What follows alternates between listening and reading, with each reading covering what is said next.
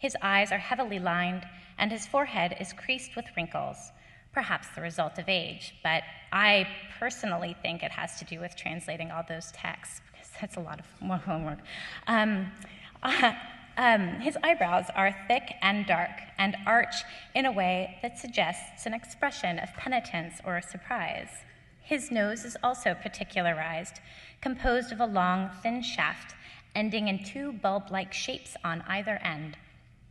The most specific expression of individuality is Cyril's headdress, the white head covering decorated with red decorative patterns. Prototypes for headgear of this sort do not exist in Rome. Images of monastic figures do appear in Rome in churches like San Crisogono, that's shown here, San Armete, San Sebastiano al Palatino, San Saba, but these hoods are pointed and dark. The 13th century paintings of the standing monastic saints at St. Anthony's Monastery in Egypt are a better visual source for parsing the head covering. This portrait of Peshoy the Great shows the monk wearing a white head covering with black and white designs that are similar to Cyril's. This image is admittedly later than the Cyril portrait, but it documents, as nothing else in Rome does, the practice of wearing this type of headgear. The suggestion is that Cyril was being distinguished so as to indicate his role as representative of a monastic community and one with ties to the Holy Land. When studying the painting of Cyril, it is hard not to think about the 7th century portrait of the 4th century monastic figure, Abbot Shenouta, at the Red Monastery in Sohag. Shenouta's facial features correspond with a Roman fresco. Both monastics appear framed in a way that highlights their role as iconic figures and harks back to the bust-length figures surrounding the exterior of the Fieschi Morgan reliquary. Another representation of an Eastern monastic figure that resonates visually with these portraits is that of Simeon Stylites at San Felice in Cimitile, Italy, painted in the 9th century. Simeon was one of the famous holy men known as Stylites that expressed their devotion by living on the top of a pillar. It is not easy to know exactly which Simeon is being represented, the elder, who lived from 389 to 459, or the younger, who lived from 521 to 562. But this distinction does not seem to be too significant. Both lived on columns, both were the source of widespread veneration as holy men, and both were represented in similar ways. The Cimitile Simeon wears a pointed dark hood, much like the monks in the 9th century paintings in Rome. But despite the differences in headgear, Shenouta, Cyril, and Simeon share a number of formal features: the deep-set eyes, thickly arching eyebrows, pointed beard, the weighty, sloping shoulders, the thick painted frame, and the bust-length format. They share a visual vocabulary, one that speaks a language of monastic holiness and the Holy Land. In addition to facial similarities, Cyril and Simeon relate to their surroundings in similarly transitional ways. In both cases, columns play a central role in this transition. The column to the right of Cyril simultaneously sets off and ties the saint to the events of the anastasis. The column demarcates the line between two zones, yet its blue and white grooves are exactly like the tightly set folds of both Adam and Christ's undergarments. See, so those shapes are very much like these here. In fact, Christ's fluttering cloak cuts right through the middle of the column, thereby introducing a number of cross-columnar similarities. For example, the stars on Cyril's blue cloak match those decorating the concentric frames in the mandorla surrounding Christ. So you can see those same shapes up here in the mandorla here, these snowflake shapes. Simeon's portrait is also set next to an anastasis. Here, too, there are ways in which the saint is set off from that scene. Simeon occupies a small section that is not visible when looking directly at the wall with the crucifixion and the anastasis. Though tucked in the corner, he nevertheless plays an important transitional role, linking the crucifixion to the anastasis.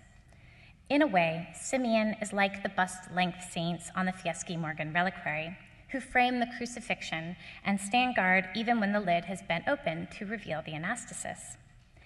Here, Simeon leads the viewer from the crucifixion to the representation of the anastasis. By looking to the left, the saint, and this is hard to see, but he's looking to the left, and this is the anastasis here. You can see the mandorla, which is right there. So, and I'm pointing at the column that he's standing on and how this links with these figures that are waiting in the tomb. By looking to the left, the saint draws attention to the crucifixion. Meanwhile, the famous column upon which he spent his life in the wilderness links directly to the wrappings of the patient sinners who wait for salvation in the anastasis scene. Both the wrappings and the pinnacle of the column are composed of tightly conjoined and longitudinal ovals. These same shapes also appear on Christ's cloak under his right arm and around his left hand. The central feature of Simeon's veneration in iconography, the column, as on the walls at Cimitile, is another example of universal cross-cultural language. Not all representations of Simeon from the period suggest mobility. On the large relief from Berlin,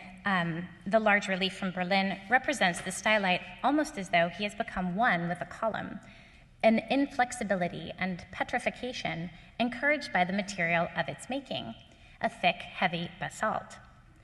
The actual existence of columns associated with major stylites, such as both the older and younger stylites, was celebrated and reified by the building of major complexes, such as the pilgrimage site of Kalat Zaman, built in 470 in honor of Simeon the Younger's column, and the Wondrous Mountain, completed between 541 and 551 in honor of the elder.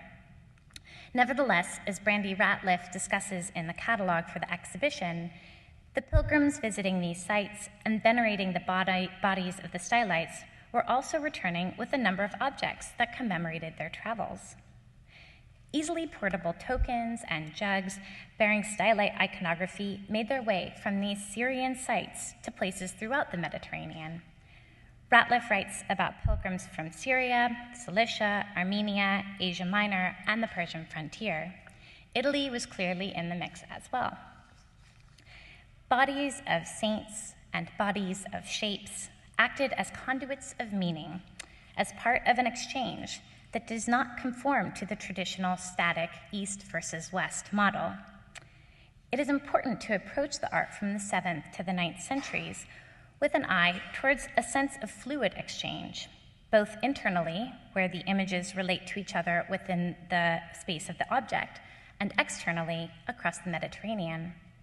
Images and shared iconographies reveal points of contact between communities and territories that were seemingly far from each other, both geographically and culturally.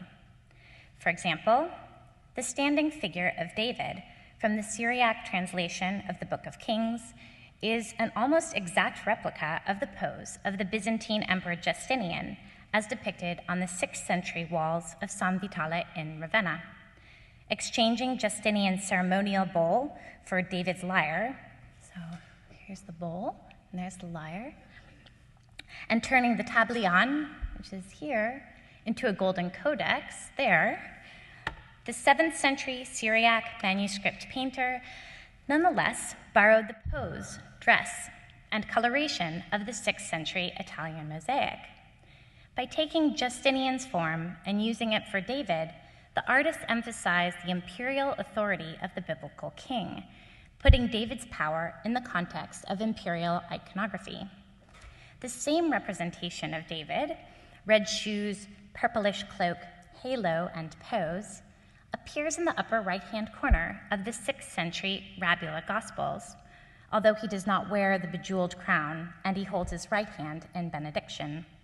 And by the way, below the Rabula David, in the depiction of the Nativity, Mary holds her arms in a dramatically crossed pose, a position that scholars have noted as being unusual, suggesting that it might be a unique regionalism. Yet the same crossed arm pose reflects not only the stance of John the Baptist across the page, but also that of Mary in the Nativity on the lid of the Fieschi Morgan reliquary, which in turn mimics the crossed arms of Christ in the anastasis below and the anastasis at Cimitile. Perhaps it is not so rare after all. It is really remarkable how far these connections can be seen to carry. Like the anastasis, the Maria Regina iconography appeared many times during the 7th to 9th centuries in Rome, and this iconography as such really appears nowhere else.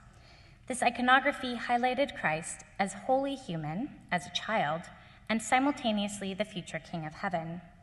From the humble mother of Christ to the regal Madonna with hanging pearls was a significant and rather dramatic leap.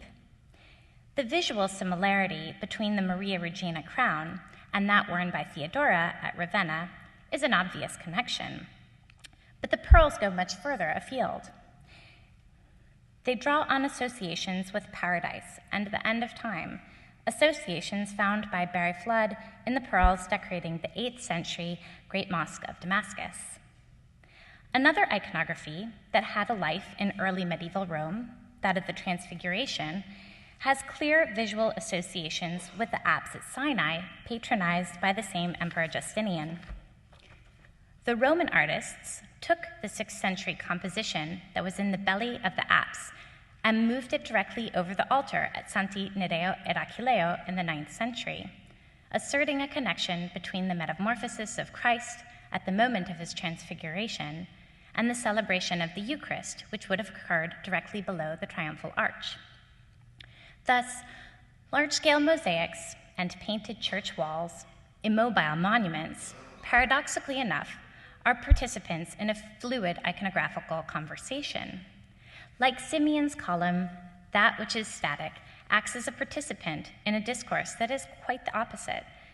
Following the interrelationships between iconographies naturally allows us to draw Roman churches into a conversation with a monastery in Egypt, to bring a Syriac manuscript into a discussion with 6th century Ravenna, all the while considering the images on the lid of the Fieschi Morgan reliquary.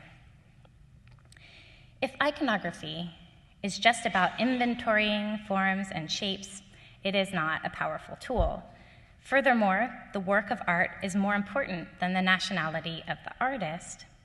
The catalog for the exhibition shows the Fieschi Morgan reliquary as having come from Constantinople with a question mark. It is actually well served by that question mark. Whether the reliquary came from Constantinople or Syria or Rome is not really the most important aspect of this object. This approach would be like seeing John of Damascus only in terms of his birthplace, especially when his work appeared in many languages. He was known by many names, and he had a following throughout the Mediterranean. Byzantium in Islam steps away from traditional scholarly classifications and preconceived assumptions about a Christian world divided into East and West. In the exhibition, the Fieschi Morgan reliquary is not a closed casket. Open, it calls attention to its own dynamic movement and to the viewer's active and physical engagement with the object, but also to its Christological resonances with iconographies that were the common language of its time. Let us think of it as opening us up to a world, literally the entire Mediterranean world, a world of many correspondences. Thank you.